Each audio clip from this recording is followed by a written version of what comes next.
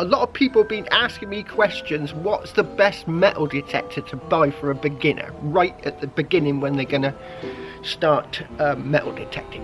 Obviously Christmas is approaching, so, like me jumper. Obviously Christmas is approaching, and what is the best detector to buy for a beginner? Right, so seeing as you want to talk to the expert who knows a bit about metal detecting, do you want to see my coil?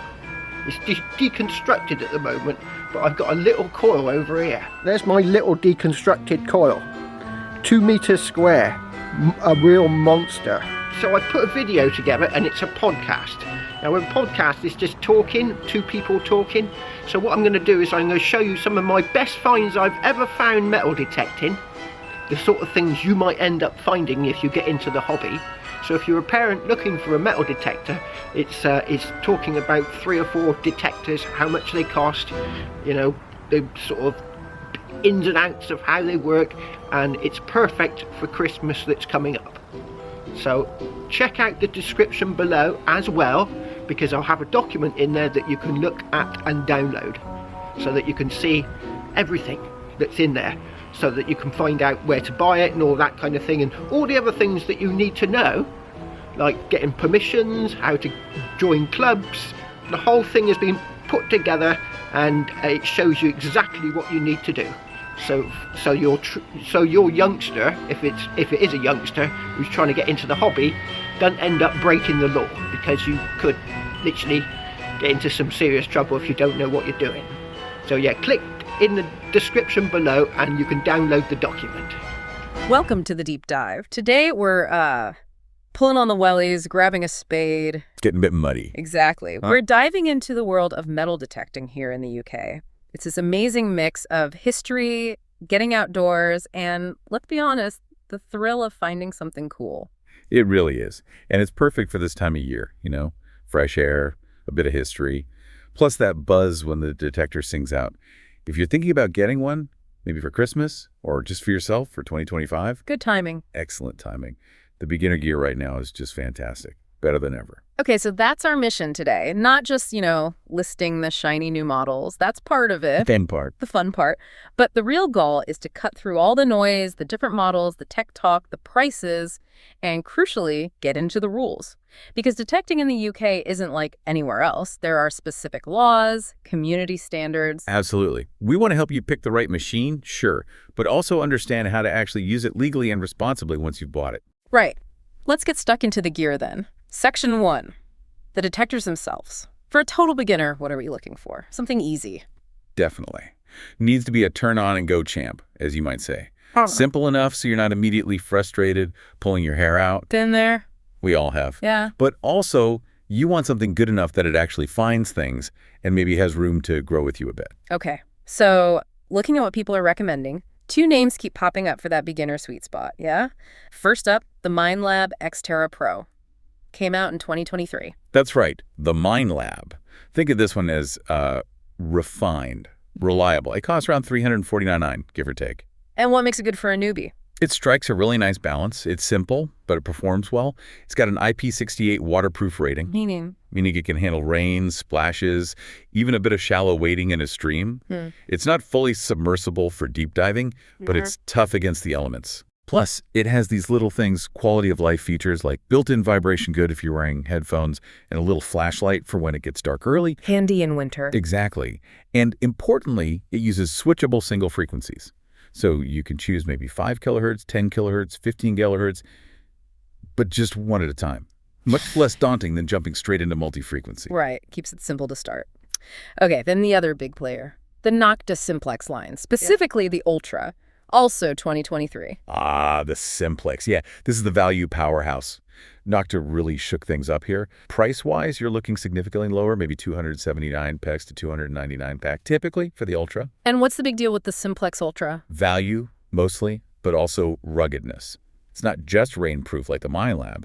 It's fully waterproof down to 5 meters. 5 meters? Right. Seriously, under 300 pounds. Seriously, it's kind of wild. And it's incredibly light. Uses a carbon fiber shaft on the Ultra model.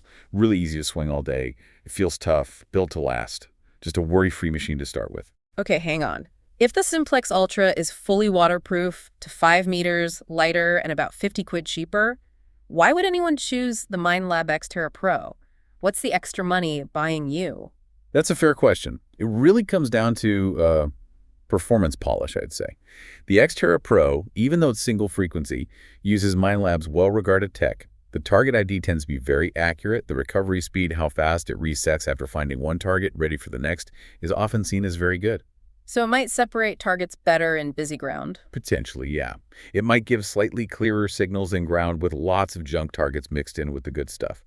The user interface is often praised as being very intuitive, too. You're paying for that slightly more refined, guaranteed quality experience right out of the box. Okay, makes sense. So if we had to rank them purely on value, best bang for your buck, toughness, features for the price. Then the Nokta Simplex Ultra takes it, hands down. Best overall value at that $299 mark. It's the budget champion. And the X-Terra Pro. The runner-up. Still excellent value, but offering that slightly different blend of simplicity, performance, and that known Minelab quality feel. Great for someone who wants that polish. And looking at owner comments online, that seems to track, right? People really rate both. They do. You see X-Terra Pro owners saying things like, finds the coins, praising its reliability and accuracy, consistent finds. While the Simplex gets. Amazing for the money is a common one. People rave about how light it is, how easy it is to use, and that 5-meter waterproofing is mentioned constantly. It shows both Minelab and Nokta have really nailed what beginners need right now. Okay, great starter options. But that brings us nicely into section 2, decoding the tech a bit more, because sometimes the cheapest option isn't the right option, depending on where you plan to detect. Exactly. We need to talk about a key piece of tech, simultaneous multi-frequency, SMF. Right. Sounds complicated. Why does a beginner need to even know about this? Okay, let's break it down simply. Most basic detectors, like the ones we just discussed in their standard modes, use one frequency at a time. Let's say 15 kilohertz or kilohertz inland. On fields, parks, that works great. But Take that same single frequency machine down onto wet sand on a beach, or even just really mineralized soil inland sometimes. what happens? The machine gets confused.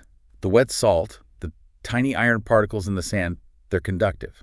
The detector sees this ground noise and either goes haywire with false signals or becomes really unstable, maybe masks good targets. It just can't cope well. So it struggles to tell the difference between, say, an old penny and just wet, salty sand. Precisely. That's where SMF comes in. Instead of sending out just one frequency, an SMF machine sends out multiple frequencies, maybe low, mid, and high ones, all at the exact same time. Okay. It then analyzes the signal coming back across all those frequencies simultaneously. This allows the clever electronics inside to basically compare the signals and filter out the ground noise much, much more effectively. It can see the actual middle target through the interference. Ah, so if you live near the coast or plan to hit the beaches regularly. Then SMF isn't just nice to have. It's pretty much essential for having a good time and actually finding things reliably on the wet sand. And historically, getting SMF meant spending big bucks, right? North of 800 pounds, maybe more? It did. That was the entry point for proper beach machines for a long time. But things have changed. This is where another Nokta machine comes into the picture, the double score. The double score. Yeah, our sources are ranking this as the best beach value beginner machine. Why? Because it offers true SMF, proper multi-frequency performance for around $399. Under 400 pounds for SMF. Exactly. That's a massive deal. It dramatically lowers the cost barrier for someone who knows they'll be spending most of their time on the coast. Okay, this is critical for buying decisions then. Location really dictates the tech you need, and therefore your budget. Let's quickly map out those budget tiers again with this in mind. Right. So, Tier 1, strictly inland. Fields, parks, maybe dry sand on the beach. You're golden in that 250 to 450 pound beginner sweet spot we talked about. Think Nokta Simplex Ultra or Minelab X-Terra Pro. Great machines, full features for that environment. Tier 2. You live by the sea. You know you'll be on the wet sand a lot. Then your starting point really needs to be SMF. That means looking at machines like that Nokta double score around $399, or stepping up into the, let's call it, 450 to 800 pounds long-term investment category. That's where you find machines like the very popular Minelab Equinox 700. And those really cheap sub-200-pound single-frequency machines, forget them for wet beaches. Honestly, pretty much. You'll likely spend more time fighting the machine than finding anything. You'll just get frustrated. Better to save up slightly more for something suitable like the double score if beaches are your main goal. Okay, location and text sorted. What other practical things should someone think about, especially if they're buying a detector as a gift? We touched on waterproofing, the difference between rainproof and properly submersible, like IP68 or that 5-meter rating. But ergonomics are huge. Think about weight. Yeah, swinging it all day. Exactly. Anything under about 1.3 kilograms is ideal. Much heavier, and it gets tiring fast, especially for older users or kids. Look for that spec. And the shaft? The pole? Yes. Look for a telescopic stem. That means it collapses down easily. Makes it much easier to adjust for different heights so a kid or a shorter adult can use it comfortably, and it's way easier to chuck in the boot of the car. Avoid ones you have to bolt together in sections if you can. Telescopic is just more convenient. Good tips. Okay, perfect. We've chosen our ideal machine. It's arrived. We're charged up, excited, ready to dig for treasure. Hold on there. Uh-oh. This is where the serious bit comes in, isn't it? Section 3. The rules of the hobby in the UK. This is, without doubt, the most important part. More important than the detector choice, really. UK detecting operates under very specific laws and permissions. It's not like the US where public land rules can be different. Here, almost all land has an owner. And the number one rule is? You must have permission from the landowner or land manager before you even think about switching your detector on. If you take away nothing else, remember that. The ground belongs to someone, and legally, the objects in it usually belong to them too, unless classified as treasure. Let's break down where you can and can't detect. Private land versus farms, fields, woods. Okay, private land, farmland, woodland, pasture requires explicit, ideally written permission from the landowner. Knocking on doors can be intimidating for beginners. So how do you start? The absolute best way, especially when starting out, is to join a local metal detecting club or attend an organized rally or dig. Why is that better? Because the club organizers or rally runners do the hard work of getting permission for large areas of land. You pay a small fee for the day, and you can detect legally and safely alongside experienced people. It's the perfect entry point. Okay, what about beaches? That seems easier, right? Just head down to the seaside. It's complicated. The foreshore, that bit between the high tide mark and the low tide mark, is mostly owned by the Crown Estate. The king. Effectively, yes, managed on behalf of the Crown. Generally, the Crown Estate permits detecting on most of its foreshore without needing individual permits, but, and this is a big but. There's always a but. Always. You must check for local restrictions. Some beaches have bylaws preventing it. Crucially, you need to check if the area is a site of special scientific interest and SSSI. SSSI. We hear that a lot. What exactly is it, and why is it a no-go? SSSIs are areas protected by law because they have important wildlife, habitats, or geology. Damaging them is a serious offense. Detecting involves digging, which can disturb these sensitive environments. So detecting on an SSSI is strictly forbidden and can lead to hefty fines. You absolutely have to check maps and local council info before heading to any beach or coastal area. Right, check first, detect later. Any other big beach exceptions? Yes, a major one. The Thames foreshore in London. That's not covered by the General Crown Estate permission. It's managed by the Port of London Authority, the PLA. Why? Because they manage the river, navigation, safety. It's a working river with huge historical significance. So if you want to detect on the Thames mud, you need a specific, paid-for permit directly from the PLA. No permit, no detecting. Simple as that. Got it. And finally, what about places like National Trust properties? Big estates, lovely grounds. Strictly forbidden. National Trust land is off limits for detecting unless it's part of a properly organized, supervised archaeological investigation that they have sanctioned. Don't even ask. The answer is no. Okay, so permissions are key. Which brings us back to the community finding those legal digs and rallies. How do you find a reputable one? The community is really active, especially online. Facebook is probably the easiest starting point.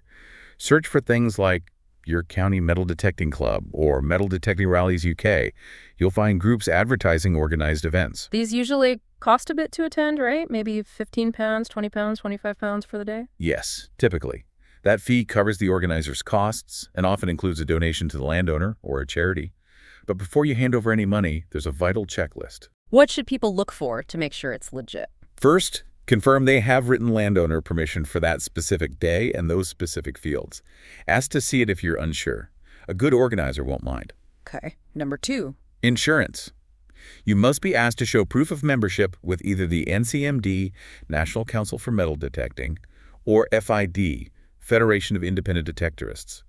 This isn't just a club card. This is your public liability insurance. Why is insurance so important? It protects you and the landowner. What if you accidentally leave a gate open and livestock escape? Or damage a hidden water pipe? Or trip and injure yourself? That insurance covers potential liability. No reputable dig will let you on site without it. It's the mark of a responsible detectorist and organizer. Makes sense. And the third check? The fines agreement. Before you pay, before you dig, there must be a clear agreement stated about how fines, especially valuable ones, will be split between the finder and the landowner. Usually it's 50-50, but it needs to be explicit. No gray areas. No gray areas. If the organizer is vague about permissions, insurance, or the fine split, walk away. Find a different dig. Okay, so you found a good rally, paid your fee, shown your insurance. You're finally on the field. What else do you absolutely need besides your detector? Your pinpointer. This is non-negotiable. It's a small handheld probe detector. Once your main detector finds a target and you dig a plug of turf, you use the pinpointer to locate the target exactly within the hole or the plug. Saves time. Saves huge amounts of time, yes.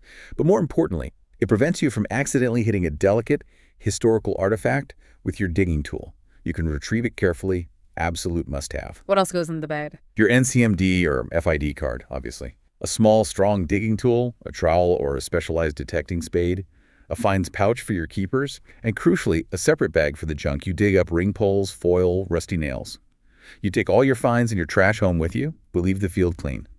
Oh, and gloves are a good idea. Right, leave no trace.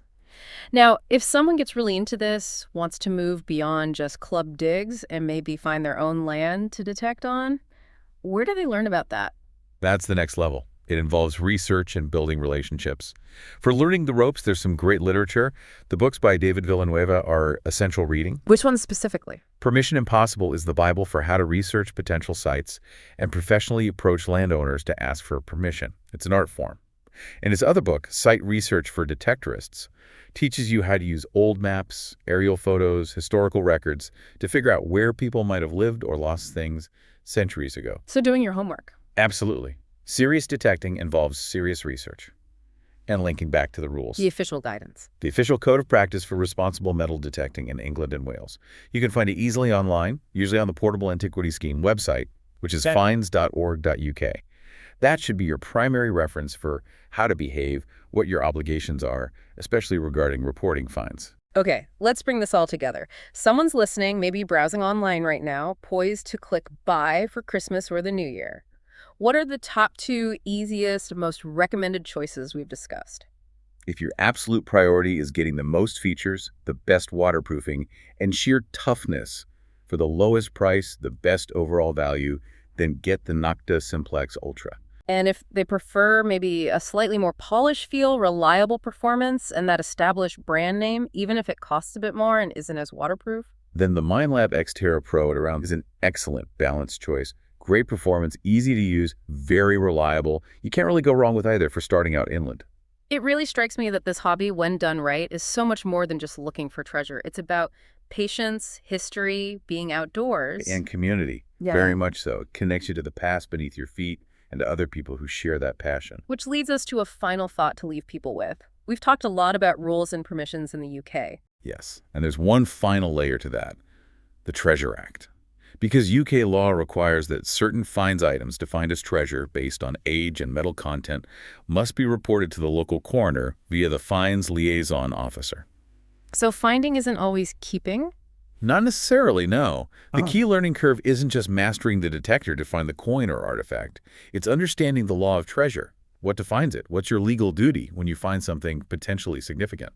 So the real journey starts after the find. In many ways, yes. Understanding the history of what you found and knowing your responsibilities under the law. That's crucial.